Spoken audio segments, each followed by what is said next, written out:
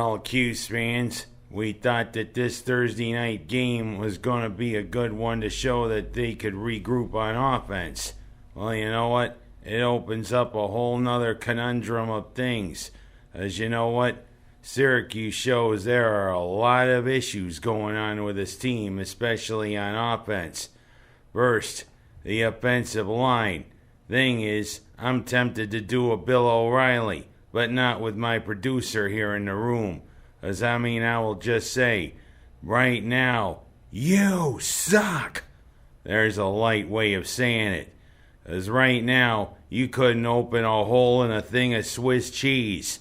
Right now, the running game looks like they can only just plod through the line.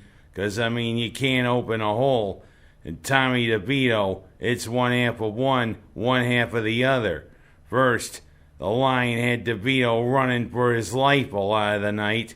And also, the thing is that it just seems as though he's indecisive at times once he gets the ball. There's a lot of things to fix on this team. We didn't come alive till late in the third quarter. Even then, it was a little too late. And what about the penalties, Syracuse? 12 times you were flagged, especially on the drive when we were starting to head down on the drive to maybe try to win the game. Nice way to end the game, on a penalty for a false start. And of course in college football, that has a 10-second runoff when it gets down to that time. All in all, 16-10, we lose to North Carolina State. And right now, this Syracuse team has a lot of issues.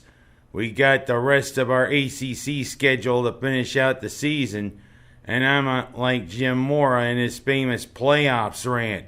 Playoffs? Don't talk about playoffs. I just hope we can win a game. Well, you know what? Right now, I will do a Bill O'Reilly. Because right now, your line sucks! That's what I want to say. Well, going from a troubled Syracuse line and a troubled Syracuse team to talking about the Bills quickly. It was a bye week, so I don't have a lot of observations to say. But you know what? Buffalo's in pretty good shape right now. And right now we got 3 home games coming up. Especially against 2 NFC East teams. And against our good old friends, the Fish. Who right now are struggling. And struggling with both Josh Rosen and former Bill Ryan Fitzpatrick as their quarterbacks. And right now we've opened as a 17.5 point favorite over the Fish.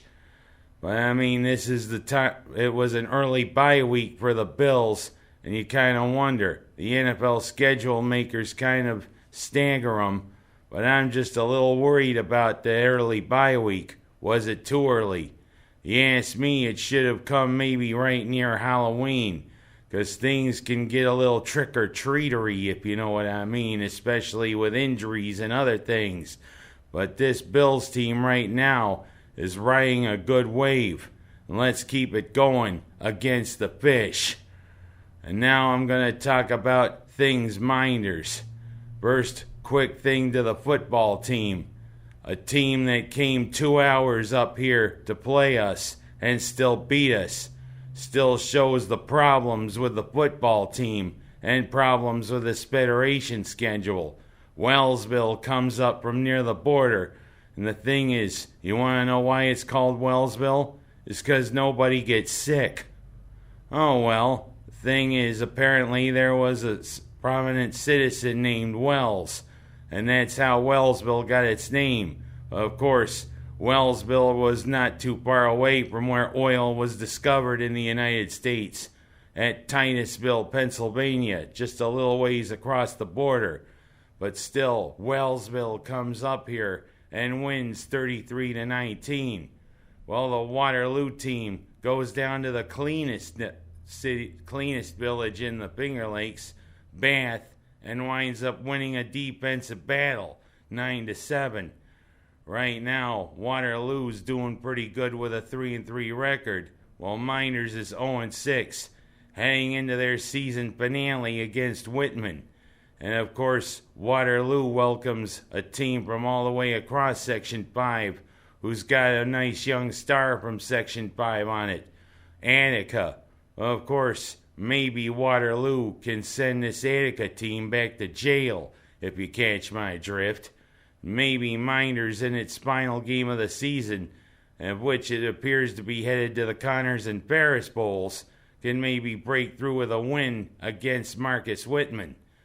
But I digress. Like I said, this is things Minders. Congratulations to the class of 2019 going into the Miners Academy Athletic Hall of Fame. Some pretty good people going in. And Jerry Anderson, the 2003 tennis team. Robert McKevney, our former superintendent, who did a great job when he was superintendent and was a great contributor to the athletic teams. And I hope he's enjoying his retirement. Dave Barney, who was a great person when he was here and also helped teach physical education to me when I was in the intermediate school. But of course, probably my big congratulations goes to the late great Billy Moody. Yeah, he was one of the greatest baseball players Minders ever had and continued teaching his knowledge of baseball to youth here and all around the Finger Lakes. And also, great person, especially a great co-worker to my brother and when they were at Matthews. Great family man. And we miss him dearly. He definitely was a balls buster to me, always busting my chops on things, but a great person. And also to the Minders Soccer for recognizing Donnie Van Cleef before the girls' soccer game. That was a good ceremony and also good way to recognize a great supporter. And I will say to a couple of Miners kids who I think a lot about, Sydney Haast, thanks for acknowledging me when I came to see how you guys were doing against Waterloo. You're a good young woman, good young volleyball player, but to Jocelyn Mansell, you think you could have lifted your head up for a minute to acknowledge me at the game instead of going like this on your cell phone? Oh well, I digress. That was things Minders. And I'm going to conclude with things that flip. You know, there's certain things that are supposed to flip, certain things that don't flip. First, Simone Biles setting a record with her titles at the World Gymnastics Championships. She is showing that she is the GOAT, and greatest of all time. Her 24th and 25th titles there on the World Gymnastics Championships, and she's going to keep it going in Tokyo next year. But to two people, there's things that shouldn't flip, and by that I mean cars. Errol Spence Jr., who's the welterweight champion in boxing. Hey, that is a pretty expensive car you're driving, that Ferrari, but you're not supposed to see how that's supposed to flip. That thing costs like $500,000, $600,000. And why is it painted white? A Ferrari's supposed to be red. And a Brendan Gaughan in the race at Talladega. Hey, nice flip, a nice way to land back on your wheels. But you're not supposed to see how a race car's supposed to flip at over 200 miles per hour. Things are supposed to flip, like Simone Biles, but automobiles are not supposed to flip. Hey, wake up, guys. And that's all I gotta say this week. Till then, let's hope for a better showing for Syracuse against Pitt. And let's go, Bills against the Fish. See ya.